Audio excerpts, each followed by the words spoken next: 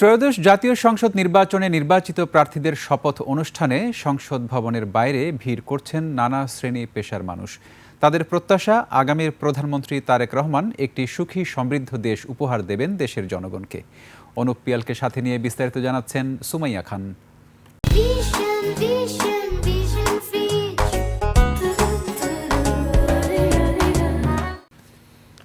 ত্রয়োদশ জাতীয় সংসদ নির্বাচনে শপথ গ্রহণ করেছেন নবনির্বাচিত সংসদ সদস্যরা।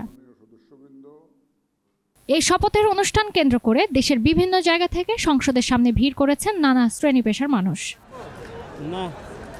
শপথের অনুষ্ঠানে এসে আনন্দিত তারা। এই প্রথম দেখেছি সুন্দর, সুষ্ঠু, নিরপেক্ষ একটা নির্বাচন অনুষ্ঠিত হয়েছে।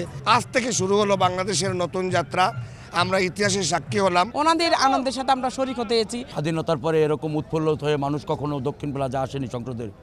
আমরা যারা এসেছি নতুন বাংলা নির্মাণের জন্য এসেছি, বিনির্মাণের জন্য এসেছি।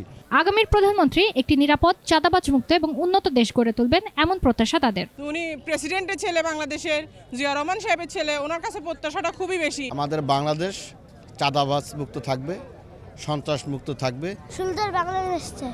জনাব তারেক রহমানের নেতৃত্বে যে নতুন সরকার গঠন করবে সেই সরকার বাংলাদেশের জনগণের কল্যাণে কাজ করবে। তারেক রহমান সাহেব গ্রামে গঞ্জ স্কুল কলেজ মাদ্রাসা প্রতিষ্ঠা করে গ্রামে গঞ্জ থেকেও যেন ভালো ছাত্রছাত্রী যেন তুলে আনে। সুমাইয়া খান, 21 টেলিভিশন, ঢাকা।